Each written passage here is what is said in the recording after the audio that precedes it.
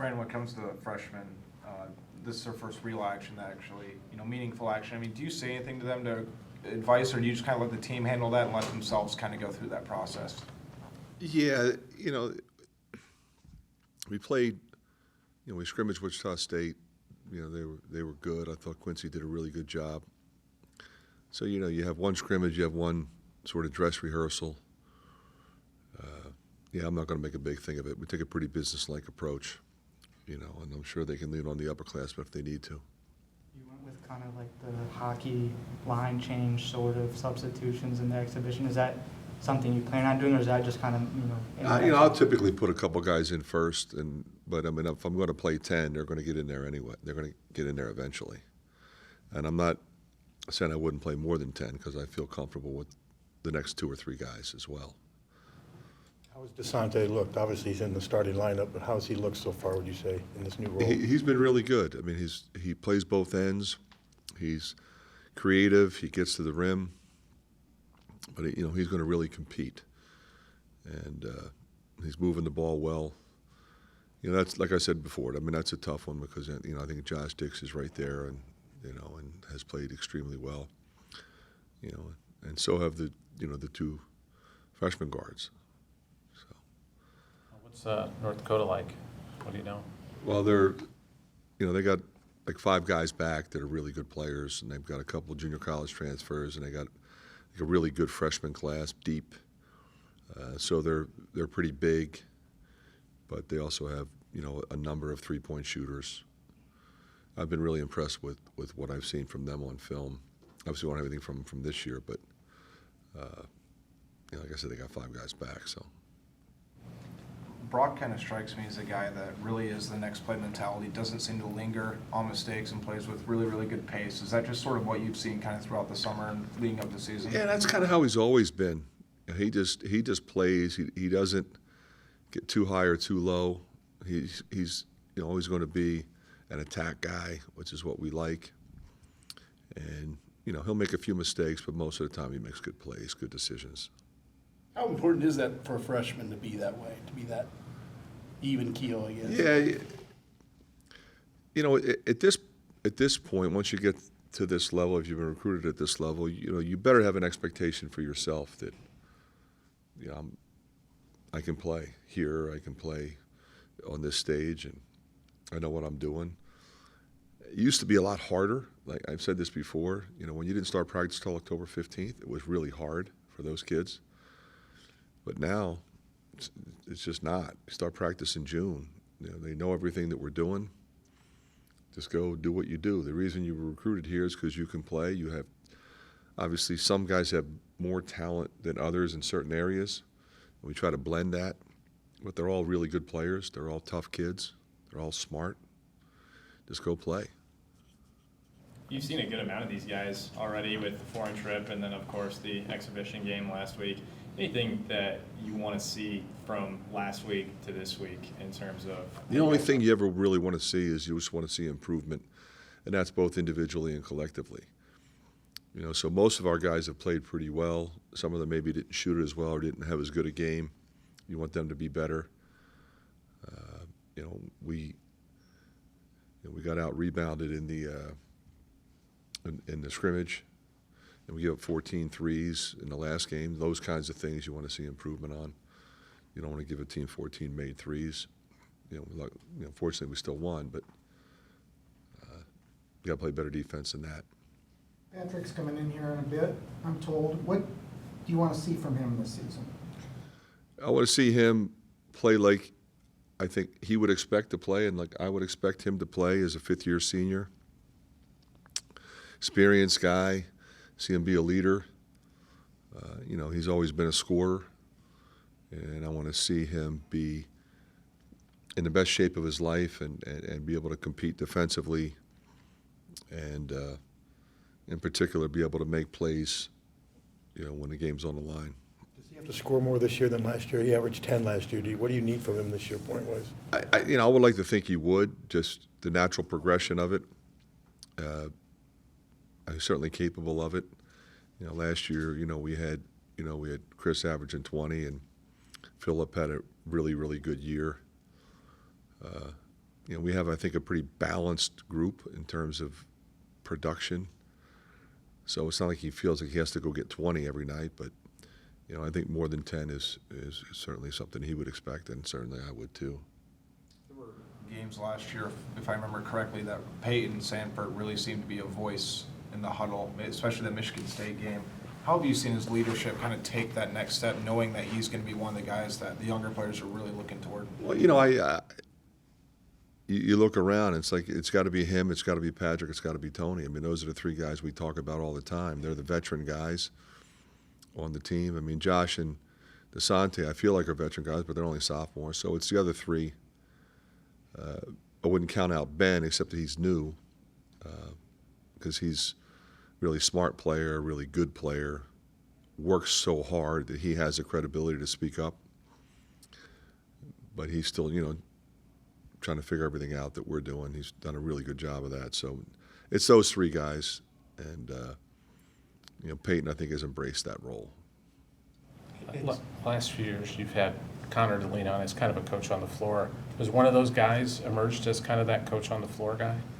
Well, I think it's it's Patrick and Payton in particular. Tony.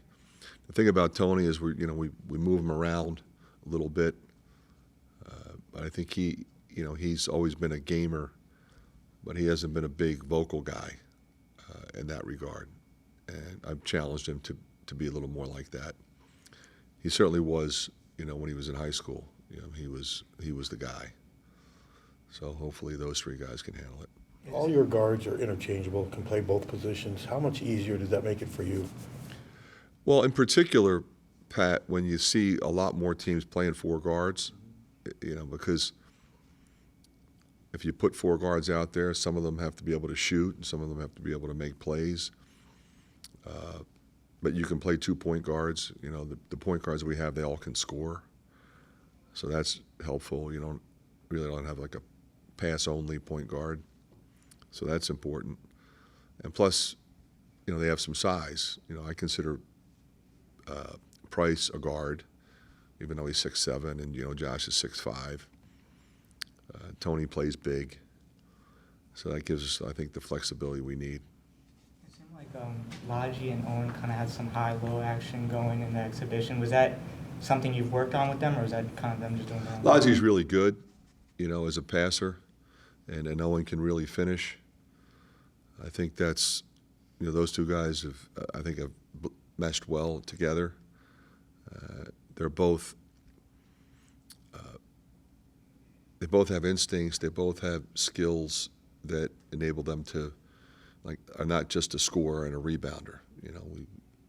The game has evolved. If you want to play at this level, you've got to be able to run. You've got to be able to dribble, pass, and shoot. Play on the perimeter. Play in the post. A lot of teams play with an open post. We do. North Dakota does. But that doesn't mean there's not going to be somebody you're going to be in there. Somebody's going to be in there at some point, whether it's a back cut or a spin in post. So, watching those guys kind of play that way is what I recruited them to do and what I want them to do. After your last game, last season, I asked Perkins what he wanted from the coming season. He said he wanted to be known as the best guard in Iowa history. And while that may seem like a reach, does that sort of fit with what you know about him? Well, I think he has that mindset. There have been some great guards, as you know, but I don't think you ever want to tell somebody they can't accomplish what they set out to accomplish. I mean, I know this, he's worked really hard, not only this summer, but pretty much since he got here. When he got here, we were kind of loaded up back there, and we would have contemplated redshirting him, except everybody got a free year that year, and it turned out we needed him, and he was really good when we put him in there. And I think that was the impetus to moving him into the starting lineup the following year. So, yeah, I appreciate him saying that. Obviously, you've been through a lot of opening games as a head coach. Do you still get kind of excited butterflies, before the first game, or is that just kind of normal at this point? No, I take a pretty business-like approach across the board. The first day of practice, the first game, we try to make sure that our guys understand the game plan based on who we're playing, but most importantly, what we want to do in general, and then maybe specifically for that opponent. So, if you start getting too hyped up and too high or too low, I don't think that works. And I've been around long enough. I watched it a lot with, when I was an assistant for Coach McLeod. He came back to college, coached 82, and that was his approach. You're playing 82 games plus preseason plus playoffs. You're coaching 100 games a year. You better be locked in to what's coming next. Let's fix what needs to be fixed, and let's try to improve, and let's prepare, and not get too down after a loss or get too excited after a win. You see that a lot. Big win and during the season, okay, well, we got to play again Tuesday. So that's kind of how I am, in terms of that. How much do you like the closed scrimmages, and would you like to have more of the open ones like were played last week with some of those Division I teams? I'd like for us to be able to play more the way we. The great thing about it is, we played more than 40 minutes. We played different combinations. I've said this before. If you want to work on your zone, you play a zone in a game, and they hit a couple shots, you're getting out of it. Now you stay in it. You work on it. You try to get better. You let your young guys figure it out. They're in the wrong place. And you're not worried that, okay, we're going to lose this game by 3. You try to win the next segment. We zero the score at the end of each segment. Then we do situations where you're up 1, you're down 1, there's 3 minutes to go, we're pressing, they're pressing, side OB with 45 seconds to go in the game. So now, okay, we're tied, or we're down 1, we're up 1. Do we have a timeout? We're fouling, who we fouling, that kind of thing. Just get so much more out of it. I'd like to be able to do that more often and not make it a big deal. Whoever started calling them secret scrimmages is just idiotic. We scrimmaged Wichita State on a Sunday afternoon. There was nothing secret about it. Okay, we're not publicizing it because it's a learning opportunity. Hey, we won. Hey, we lost, or so-and-so played great. You know what? We got better that day, and they got better that day, and that's the whole purpose of it. Fran, I think about Last question, Jay. Bakari and Phillip and the way they were able to kind of integrate with the current team. It seems like Ben Crickey's kind of next in line. Seamless to transfer. transition, no question about it. And a lot of it is his attitude, just kind of who he is, but his work ethic is tremendous, and he's really talented. But his game also fits our style, which I think is one of the reasons why he came here in the first place. I think he knew we would utilize him in the right way. So I'm really excited for him. I think he's going to have a great year. All right, thanks. Thanks, guys.